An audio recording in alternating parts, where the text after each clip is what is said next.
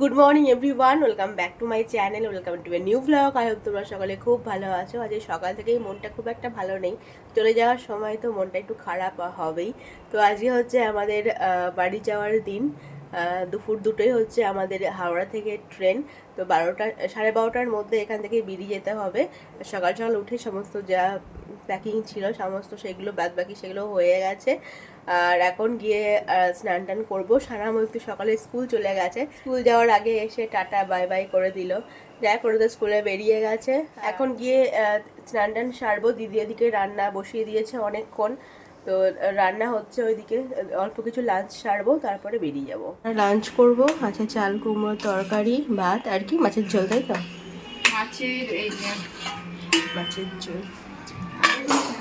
চলো এখন বেরোচ্ছি, তাড়াহুড়োর মধ্যে হয়ে গেছে। মার বাবা গিয়ে টোটোতে উঠে পড়েছে, এখন বেরোচ্ছি। বাই।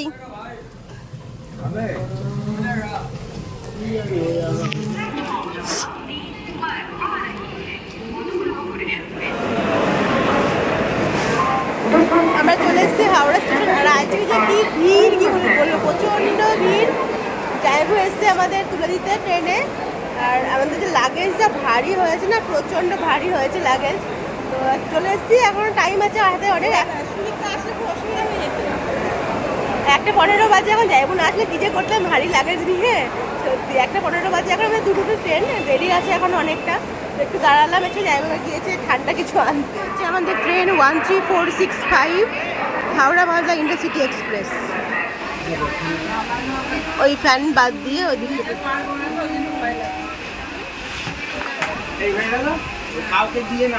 হ্যাঁ, এটাও দিয়ে দাও।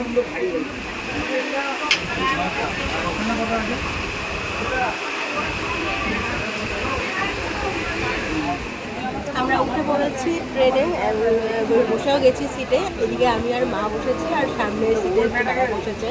তো মোটামুটি ঠিকই আছে, কোনো অসুবিধা নেই। উঠে গেছি, ড্রাইভার চলে গেল, দিদির সঙ্গে কথা বলে দিলাম যে আমরা উঠে গেছি ট্রেনে, চলো এখন যাওয়া যাক। আমার সেই মুর্শিদাবাদ। এই যে আমরা এখন উত্তরপাড়া স্টেশন ক্রস করছি। মা, উত্তরপাড়া এটা।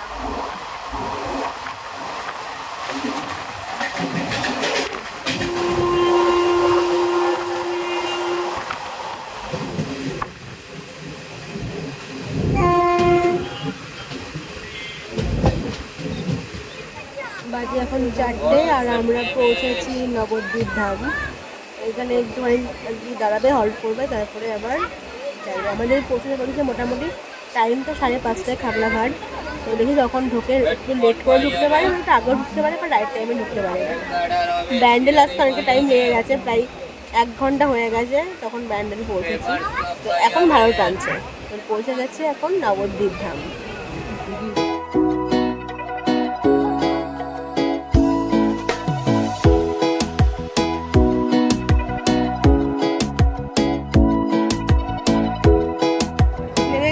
খাগড়াঘাট স্টেশন তাড়াতাড়ি পৌঁছে গেছি, মানে সন্ধ্যা নাগাদই পৌঁছে গেছি। কারণ টাইমটা তো মানে আগিয়ে দিয়েছে, অন্য কি থাকে 3টের সময় ট্রেন থাকে, আর এবার ট্রেন ছিল 2টোর সময়। তো এখন বাজে ঘড়িতে 5:45 মতো। পৌঁছে গেছি খাগড়াঘাট স্টেশন, আমরা পৌঁছে গেছি। আর এখন এই যে আয়ুষদের বাড়িতে বসে আছি। এই যে আয়ুষ, অনেকদিন পর আয়ুষকে দেখো।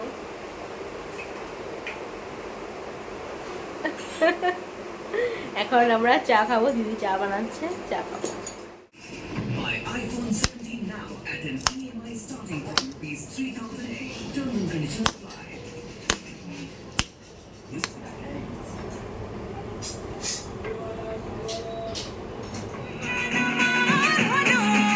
এখন আমি মাখতেছি কদবেল, এটা ভাত খাওয়ার পর খাওয়া হবে কদবেল মাখা। দারুণ লাগে।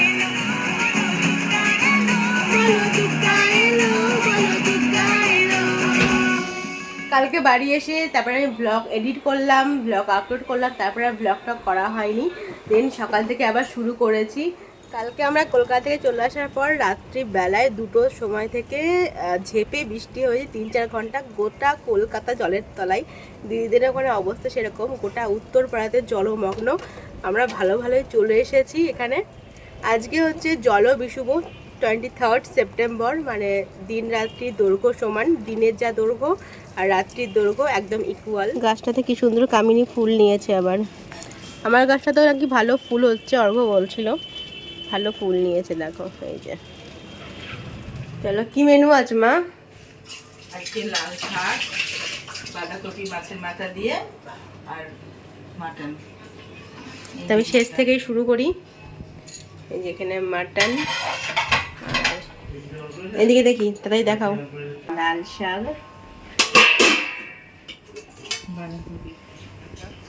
বাবা আবার আজকে মডেল হয়েছে। বাবার জন্য দিদি জামা নিয়ে এসছে। দেখি জামাটা, ঘোরো পেছন দিকে, ঘোরো দেখি।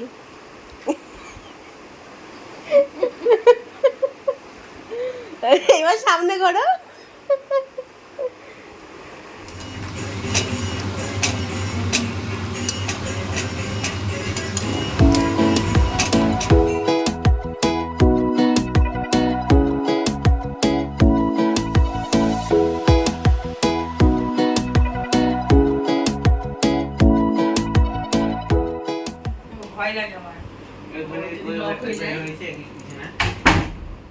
সকাল সকাল এখন রেডি হয়ে গেছি বাড়ি যাওয়ার জন্য। আমাদের প্ল্যানিংয়ে একটু চেঞ্জ হয়েছে। আমার কথা ছিল কলকাতা থেকে ডিরেক্ট শিলিগুড়ি চলে যাওয়ার, কিন্তু না, আমি আবার বাড়ি যাচ্ছি।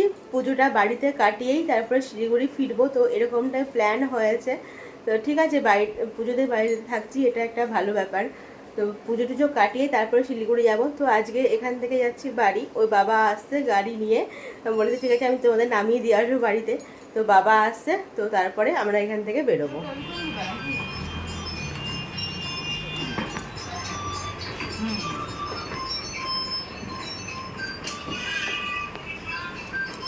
চলো।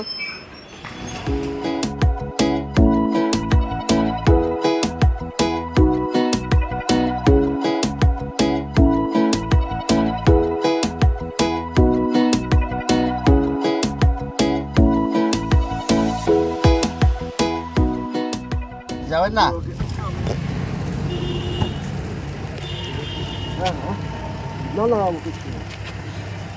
এইটা তাহলে নিয়ে যান, জামা আছে। হ্যাঁ,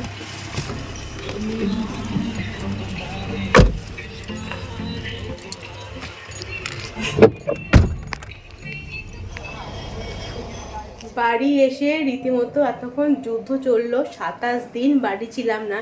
তো জানো যে বাড়ির হাল কীরকম ছিল, পুরো অপরিষ্কার, একদম নোংরা হয়েছিল। এসে সমস্ত কিছু পরিষ্কার করা হলো। এসে আমি আর ব্লগ করতে পারিনি, কারণ এতটাই আর কি হাল খারাপ ছিল। এসে আর কাজে লেগে গেছি। ঘরটার একদম পরিষ্কার করা হলো।